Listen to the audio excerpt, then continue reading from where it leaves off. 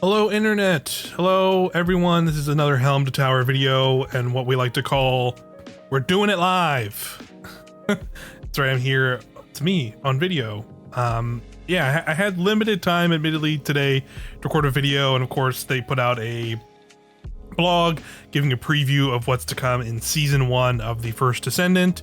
People might not be like, wait, what? Season 1? I thought this game already came out. The launch of the game was pre-season. This like first month or so it's been out. This is the actual seasonal like launch, and this is going to be kind of how they kind of update the game post its launch, and this is like the kickoff to this. So next week, August 29th, they gave us a blog here from the director of the game and kind of going over some of the stuff that's been announced and some new details. Yeah, some places already got this information out there, and some bigger outlets, and they got like press releases and things like that.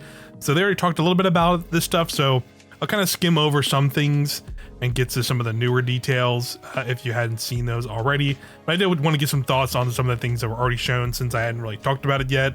I thought they were immediately going to like maybe go into more detail closer to the launch next week, but you know, they're doing it a week at a time, which I guess that makes sense too. But you know, let's just get into it and see what they got to say about First Descendant Season 1 Invasion. So the big thing is there are going to be basically these invasions.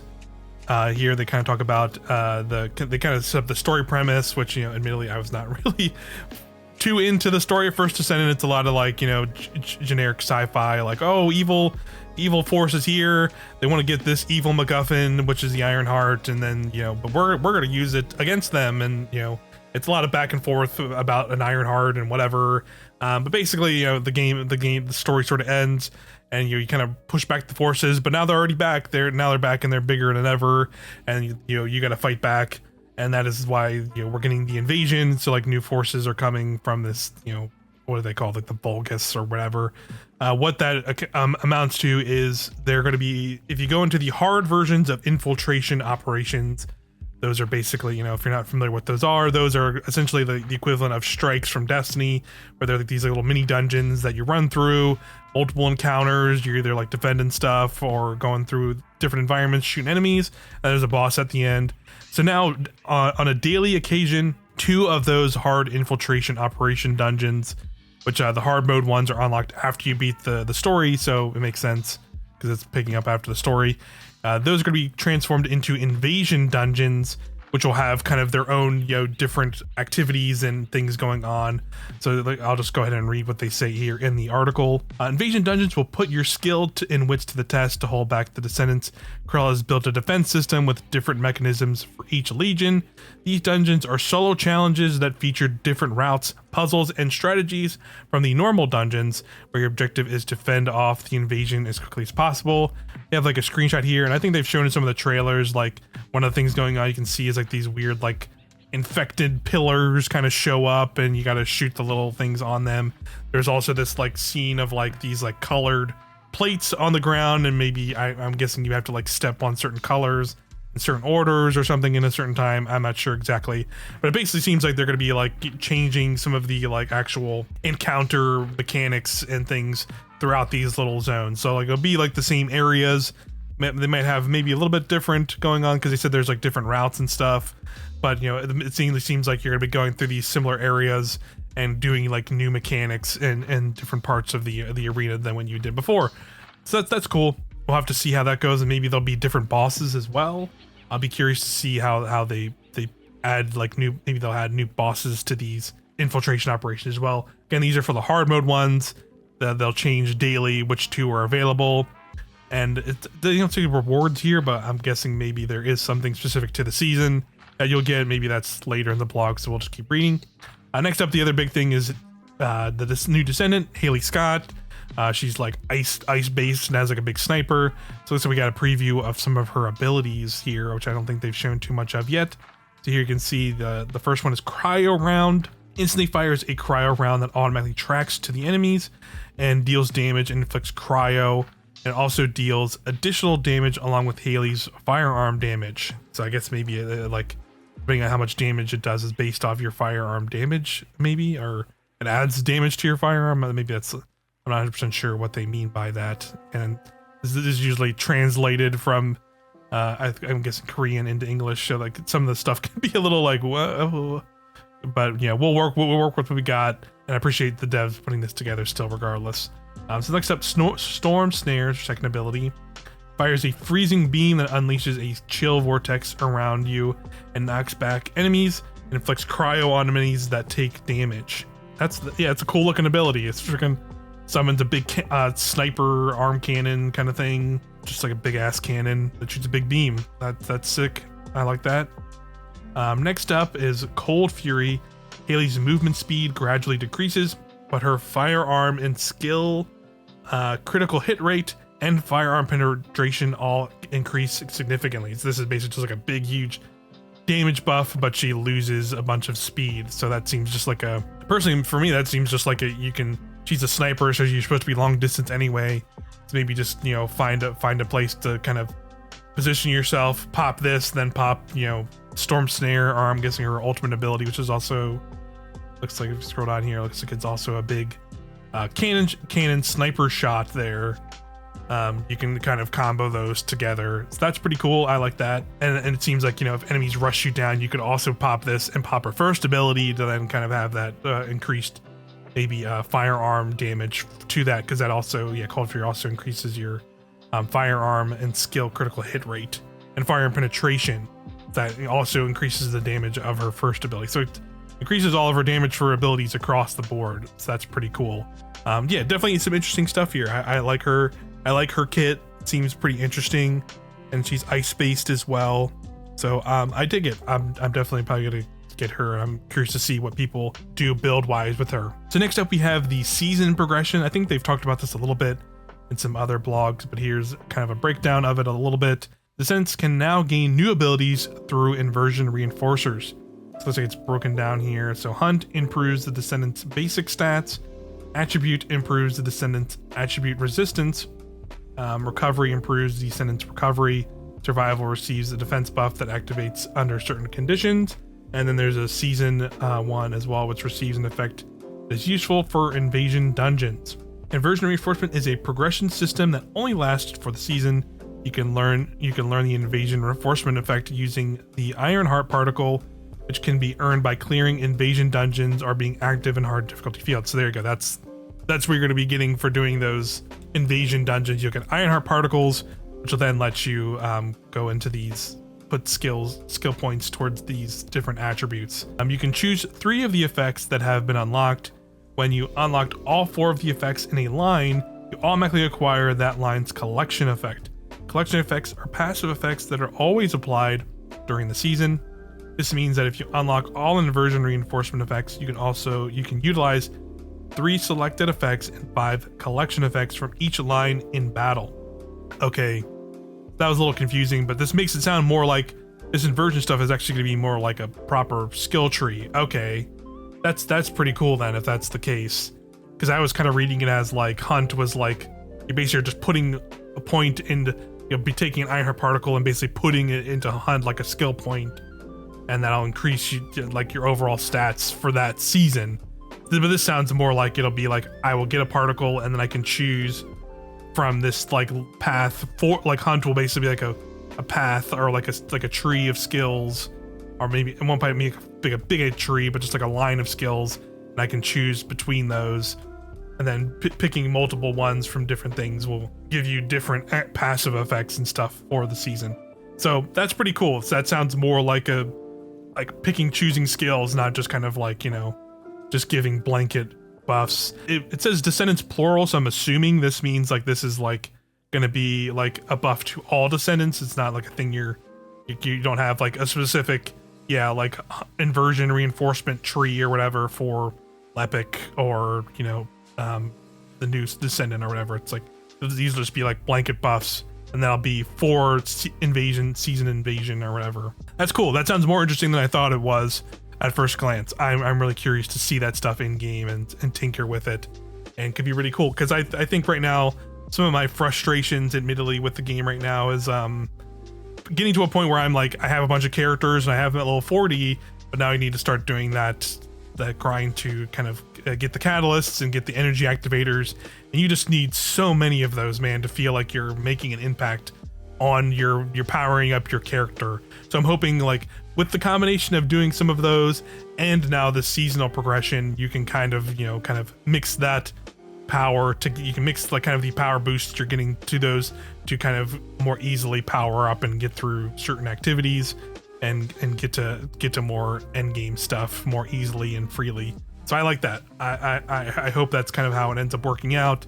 I think that'll be a really good change for the game and having that extra progression. So next up, it looks like Freyna's Awakening and Ultimate Freyna. We did learn, alongside Haley, we will be getting Ultimate Freyna. Looks like we're getting like story stuff as well alongside her. That's pretty cool. Still trapped in the day of the Room Zero incident, Freyna's trauma has stopped her time. In season 1, we follow the story of Freyna, who continues to grieve alone. In this Descendant exclusive story, we'll explore the inner mind of a crestfallen hero who's trapped in guilt and self-hatred for surviving alone after failing to save her love and comrades. Will she able to overcome her trauma? You will then get to meet Ultimate Freyna, who broke through her limits. There are also exclusive modification modules for her, like other Ultimate Descendants have.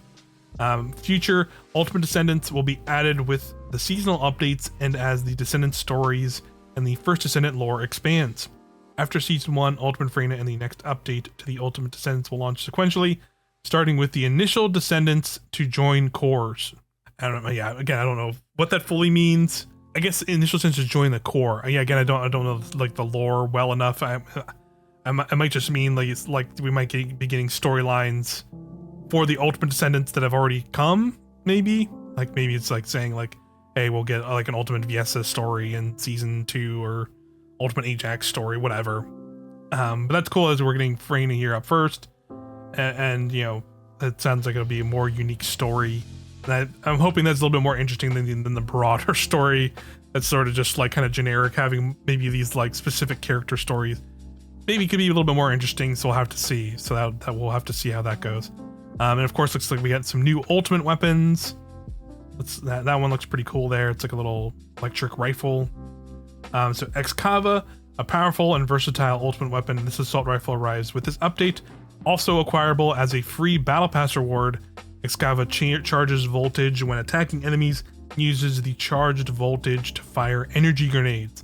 So there you go. That's pretty cool. So that's going to be the season pass weapon there. Frost Watcher is acquired through gameplay. This scout rifle reduces an enemy's chill resistance and increases your chill skill damage each time you hit the enemy at long range. It's a perfect weapon for Viesa or Haley, who use chill attribute skills. That's cool. I always like when they have weapons that are like this is kind of their like a character's weapon or synergizes well with their kits and abilities. So that's pretty cool. That one. I like both those weapons. They sound pretty neat. Next up, we got a new intercept battle. The Colossi still strengthen Ingress from behind the dimension wall, and it's time to meet the most powerful Colossus of Season 1, Deathstalker. So there you go. There'll be another intercept battle. That's cool. What is this? High difficulty infiltration operation in ETA 0. So I haven't heard about this yet. In Season 1, the highest difficulty of the infiltration operations will be added. It's a proving ground to test and polish your optimized builds. Form a team or challenge yourself to more difficult operations in public matchmaking.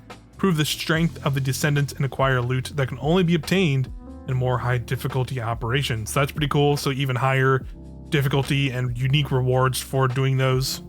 I like that. That's pretty cool. I'm hoping it's not just like, here's more amorphous materials or something like that. I hope it is like maybe just like proper drops, like weapons and things like that, or other stuff like that. I'll be curious to see what are the rewards for those. That's cool. Something to kind of more strive for is always welcomed, like higher challenging content. Along with this, a mysterious merchant named ETA 0 visits Albion. Every time he visits, he shows up with a variety of products that can be purchased with exclusive currency. With each visit, he brings different products. Since he visits Albion with blueprints or for Descendants, I'll read that again. Since he visits Albion with blueprints for Descendants and ultimate weapons and occasionally hard to find consumables, don't miss out on visiting ETA 0. So there you go. That's pretty cool. So that sounds like, this game's equivalent of like Xur from Destiny and I'm sure Warframe has like a similar vendor that sells like that just straight up sells like blueprints and actual weapons and things like that, and you'll have to buy. Don't mention how to earn this exclusive currency, but we'll have to see how that goes. I always like this kind of stuff when they have those just strictly to buy. Definitely going to be looking to figure out how to get that currency and start grinding that out to get some of that extra stuff from characters. That's always a good thing. Let's see what else we got. We have the update schedule. So here's when we'll get these updates. So August 29th is when the season launches. That's a week from now. They'll give us Haley, of course, and skins for Haley. There you go. Enjoy your maid and or bikini costumes. But, this is that's fine. That is what it is. I won't get too much into that. But I'm sure people like that stuff. It's not my thing personally, but if you like it, enjoy it, and I'm sure you'll get some of that stuff next week. Invasion dungeons and the inversion reinforcements, so like that kind of seasonal progression stuff that we talked about already, is coming. And then of course there'll be a new battle pass and the ultimate weapon Excava. I will say here, since they mentioned battle pass here, I really do hope this season 1 is much better than that preseason one, because that was not particularly great. I will say this ultimate weapon already does sound better than that, like what is like a grenade launcher or whatever that's in that initial battle pass. So that's nice, but definitely hope some of the other rewards are improved from that battle pass for sure. The next update will be September 26th, so like a little bit about a month away from that. New Intercept Death Stalker, that's when we'll get the new Intercept battle. The other ultimate weapon Frostwatcher, and then we'll get new ultimate skins and ultimate Descendant exclusive spawn effects. So you get new ultimate skins for your ultimate characters if you got them. Then October 30th again, so those will be like monthly updates to the game. That's nice. I like that. Ultimate Freyna and her exclusive story, Ultimate Freyna modification modules, Haley modification modules, and new ultimate modules, and then the highest difficulty operations and ETA 0. So a lot of that stuff will be like October 30th update. So I definitely am looking forward to that update. I'm curious if that means like when Haley launches them, will she not have any Transcendent mods already, or will these just be additional mods to the ones she'll at least get at the start? I hope that's what's the case, but I guess we'll see next week. It'll be kind of a bummer if we have to wait like nearly 2 months for her to get like interesting modules and stuff. So we'll have to see about that. So let's see, you've got some other changes coming here in season 1. So it's like they're updating Void Fragment and Fusion Reactor loops. So let's see. It has been improved so that playing Void Fragments once on a hard difficulty now grants enough Void Shards to use the Fusion Reactor once. So that's good. So if you just basically you can just run a Void Fragment, go to the Fusion Reactor in that area, and then just do it. And that's on hard mode. So that's great. That's like that. So clearly they're buffing the amount of Void Fragments you could be getting from those. So consequently, the amount of Void Shards rewarded in special operations has also been increased. That's great, because like you already get a lot from those, in my opinion. Well, specifically like if you do the neutralize Void ones, which are admittedly like a little bit of the longer ones, but they're worth it because you get like 60 or so of each of them, which is quite a lot. So if you just do a couple of those, you're already kind of drowning in those. So that's been a great change. So hearing they're getting even more, great. No complaints there. Additionally, Void Shards required for the Fusion Reactor have been consolidated into a single type. Now the same type of Void Shards will drop from both Void Fragments and the Fusion Reactor within the same battlefield. So that's cool. So you literally can just kind of, like I said, they're improving that loop. So now you can just kind of do the fragment, do it once to get the type you need. Then you can go right to the reactor and do the reactor. It seems like you'll still get shards even from doing the reactor itself. So you might just be able to do the reactor if you have enough. So that's cool. That's a really good, that is like, those are actually some really good changes. Finally, the Fusion Reactor now requires Void Shards when using the reconstruction device rather than having it be consumed when you start it. So, okay, yeah, that's just like a quality of life thing. So yeah, I like that. I like the sound of that. We'll have to see it in practice, but like overall, getting more of them across the board and getting like the amounts you need just to run it, rather than having to do one thing a billion times and then try and get flushed out of them so easily. I like that. Hard infiltration operation improvements. As previously announced, random options will be replaced with preset selections. The preset offers 3 options, so 0%, 125%, and 250%. Descendants who can choose the same preset can play together in public matchmaking. In addition, to prevent the number of types of matchmaking pools from growing indiscriminately, descendants who select the same infiltration operation will now be matched together, regardless of their selected rewards. Instead, the global effects that were applied based on the selected rewards will be removed. Okay, so I hope you still get the rewards you would want. So it seems like, though, regardless of selected rewards, you can have a scenario where like the effects will just be removed, but you can still get the rewards. I'm hoping that's how that works if you matchmake. Lastly, the timed occupation mission will be removed from hard infiltration operations and replaced with the extermination battle, where the time can be reduced based on this descendant's skill. I think occupation mission are like, you know, the whole defend points, so I think you just won't get those anymore. I'm not 100% sure what that last part means, but anyway. So the socket type saving feature improvements. So I know a lot of people are asking for this kind of stuff. Socket type granted to that slot is permanently saved, so you can easily change it to the previously granted socket type at any time. For example, if Descendant has an Almadine socket to a Malachite socket, you can easily choose between either of those and that socket afterwards. Okay, so that's good. And then additionally, the socket type applied to loadout setting 1 can also be used for settings 2 and 3 as well, allowing you to grant multiple socket types only to the slots that require multiple socket types depending on your build. So it seems like you'll be able to save all that stuff, but it still sounds like that will mean, like, in some ways you might even want even more crystallization catalysts to put on those sockets. So that's like added a lot more, even though I feel like there's already a lot of that already in the game. I don't know. I know there are people out there who like this change and are fine doing the super intense grind for those, but just like there's just so many of those catalysts required right now, in my opinion, just to feel like you're progressing to the game. So, but like I said, I'm hoping that maybe the seasonal stuff will kind of maybe blend those a little bit better, so it feels like a nicer kind of progression ramp than how it feels right now. Because right now it just feels like I'm endlessly trying to keep up with having catalysts for characters and all that stuff in a way that it's definitely burning me out a little bit. I'm starting to feel a fatigue of it, to say the least. So last we got some balance updates for Jaber, Blair, and Ajax. Definitely characters I feel like I've seen people mention that needed some tuning and adjustments, so let's see what they're doing here. Jaber's turret has been improved to apply stats such as skill power modifier and additional attack, and will be able to be enhanced by Descendant modules. Additionally, Jaber's turret sync has been adjusted to apply to the turret Jaber has summoned, and if the turret engineering modification module is equipped, the summoned turret has been improved to create an area. Yeah, I guess that might be a weird translation thing there, but it sounds like the turrets are being improved because now they'll be more affected by the actual mods you're applying to the Descendant themselves, Jaber himself as a Descendant. So that's pretty cool. I'm curious to see. I admittedly have not unlocked Jaber yet myself, because I heard he was kind of a little underwhelming to folks, even though I love the idea of like the turret sort of engineer type classes in games. So I hope this stuff works for him and becomes a pretty strong character now and worthwhile to use with his turrets.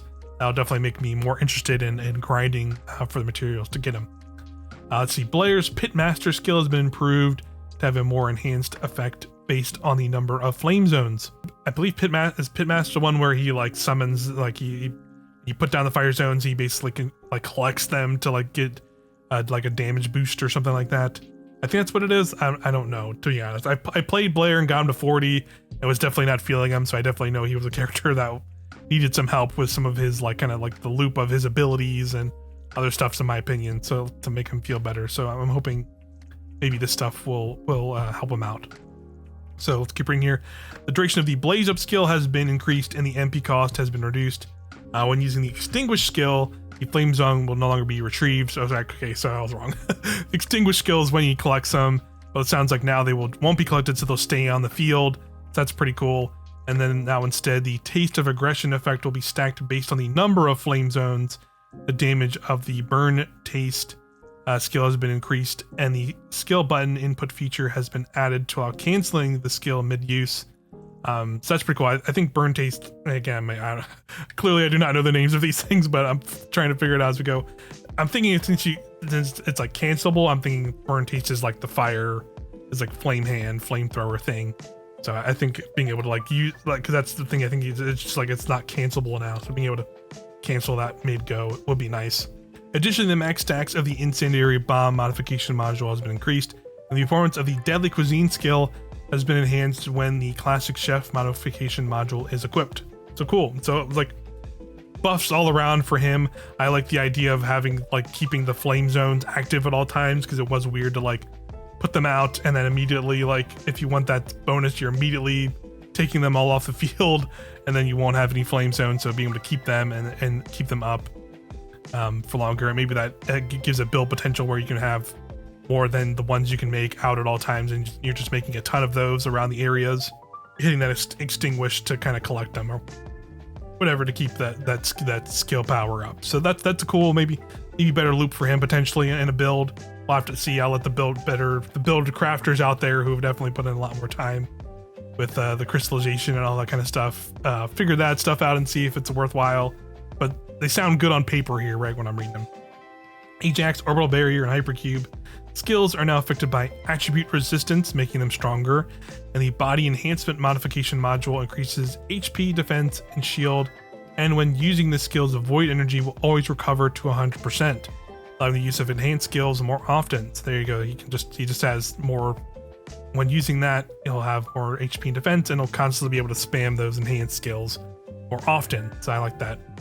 Additionally, the Void Charge modification module allow the Void Walk ability to be stacked, and the Void Walk and Expulsion skills have been modified to increase damage based on defense. When using an enhanced skill, the cooldown will now reset. So there you go. You just have way more skill opportunities and skill uses across the board with him. I like that, because like it definitely felt like you would use kind of like an enhanced skill where you had the full meter charge, and you'd use it and it would be effective. They hit pretty decently, all things considered. But then you have like no kind of follow up, and now it seems like you can almost spam some of these abilities depending on how you build them. So I think that's a pretty cool idea, having him be able to leap around all the time or do the big AoE bursts in crowds of enemies while he's tanking stuff. I like that stuff. So this sounds pretty good overall. But yeah, other than there's some UI improvements. Looks like better junk filters and other things like that. This video's been going longer than I thought it would, so I'm looking at the time now and being like, okay, yeah, you get the idea. This stuff all sounds pretty good overall. This is like kind of been a preview of season 1 in this blog. I kind of had to throw this quickly together instead of doing a more edited thing just because of time I had today to do this, and I wanted to get something to you guys quickly. So I hope you enjoyed it. See more First Descendant stuff, more videos on the First Descendant or some other games. I did some videos on some upcoming games recently that I'm going to be probably covering the channel, or I'm excited about and going to be playing regardless. Check those out, and feel free to subscribe to the channel. Thanks for watching, and I'll see you in the future with more First Descendant videos.